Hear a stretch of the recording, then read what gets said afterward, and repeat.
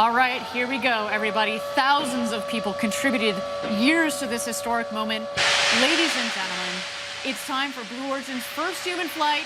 Godspeed, first crew of New Shepard. Let's light this candle.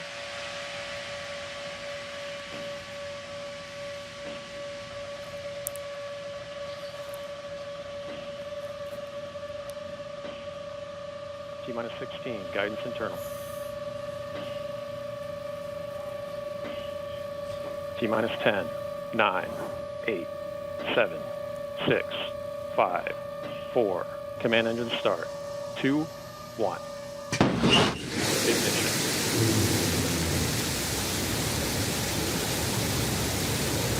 We have liftoff. Shepard has cleared the tower. And New Shepard has cleared the tower on our way to space with our first human crew.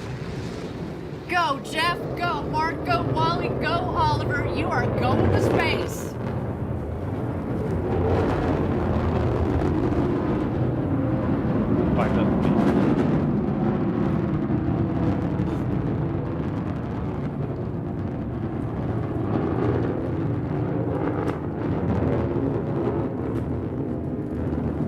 Oh my goodness, listen to the roar of the BE-3 engine. We are just about to pass through max Q, maximum dynamic pressure. That was when the stresses on the vehicle are at their maximum.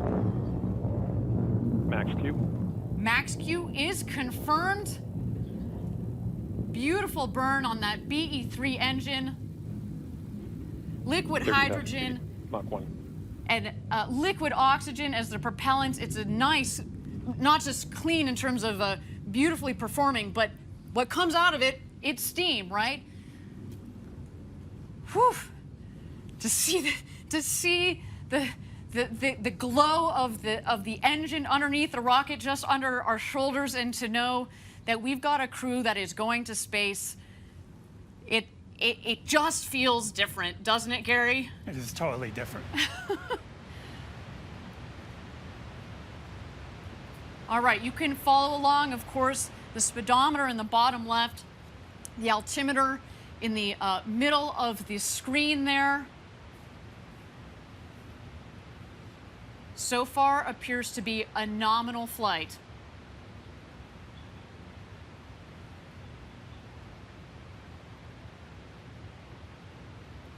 All right, coming up here on MECO, main engine cutoff. That will be followed shortly by separation.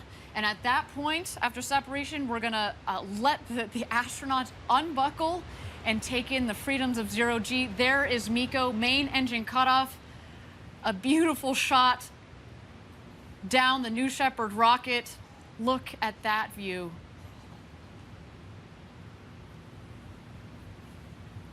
Unreal. Awaiting separation here.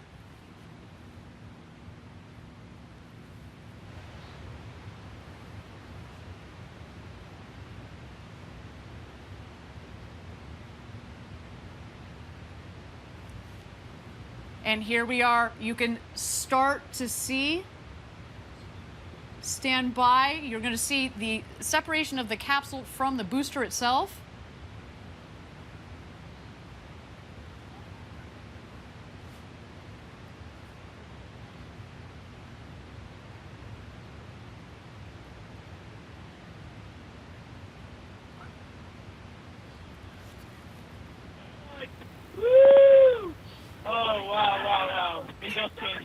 So you have to look out the window. Holy kid God. Oh, wow. Don't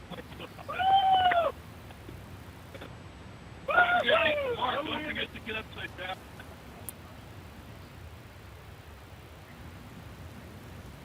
And there we go. Our astronauts have passed the Kármán line at about 328,000 feet, continuing their ascent. You see the two vehicles there. When the speed hits zero, you know that they've hit apogee, their maximum altitude, and you hear they're having quite an experience. All my instincts are fine. Okay, I'm gonna start back. Okay. I'm here to help. Yep. Got it this time.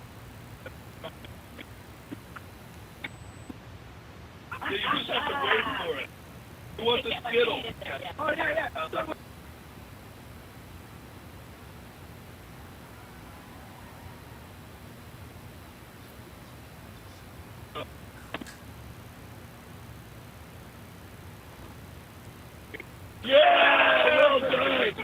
Here, toss it. 1 minute warning. 1 minute warning. Go. Oh, sorry. It's right there.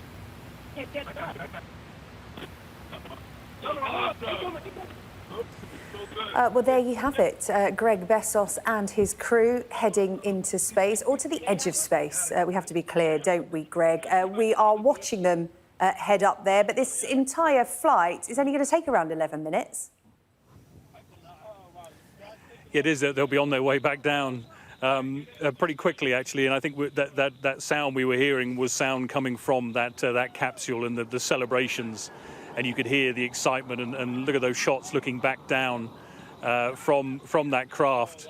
That celebration that they'd reached the edge of space. 66 miles up was the planned height they would reach. They would have those 3 or 4 minutes of weightlessness. I think that's what we were listening to, actually.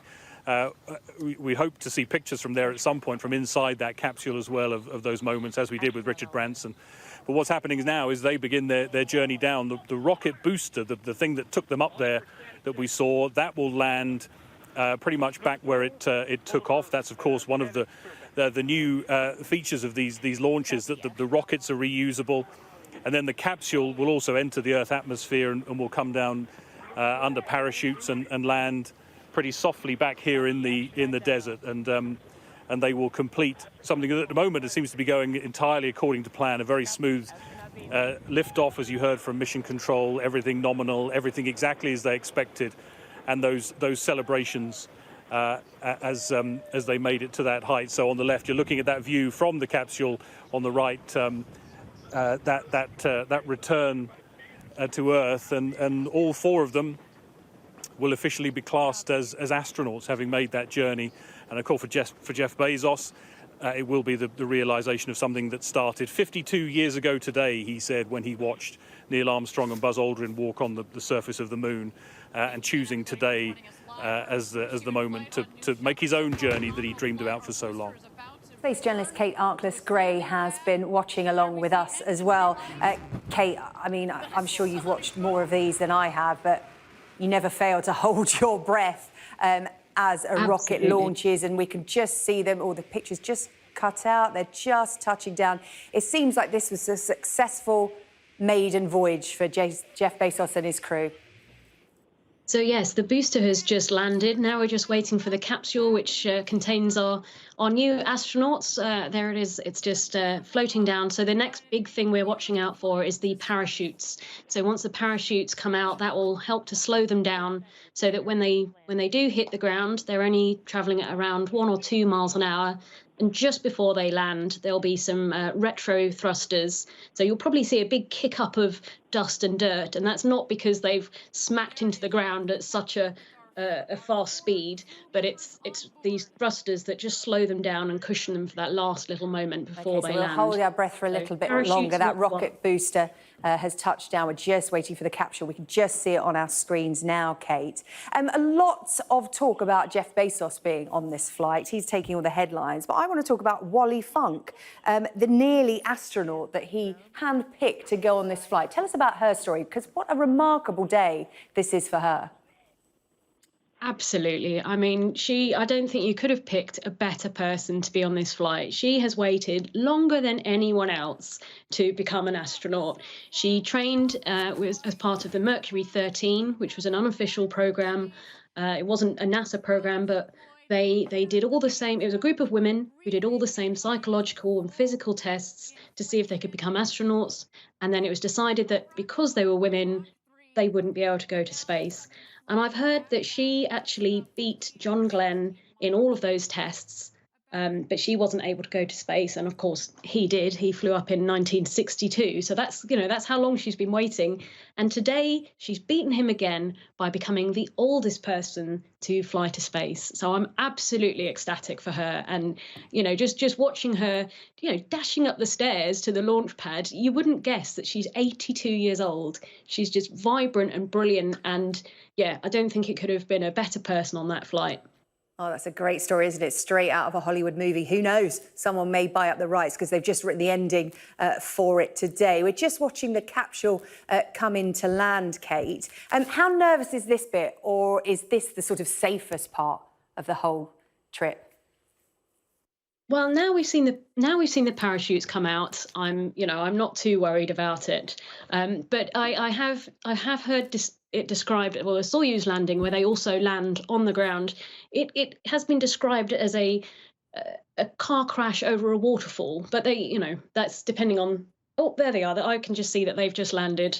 We're just a couple of seconds They're safe. behind you. They've kept their seatbelts on, hopefully, because they're just coming into land. Because, like you said, that is literally coming back to Earth with a bump. Absolutely, yes. So you don't glide down like you would do in a space shuttle. But as a cosmonaut once said to me, this is the most romantic way to do it.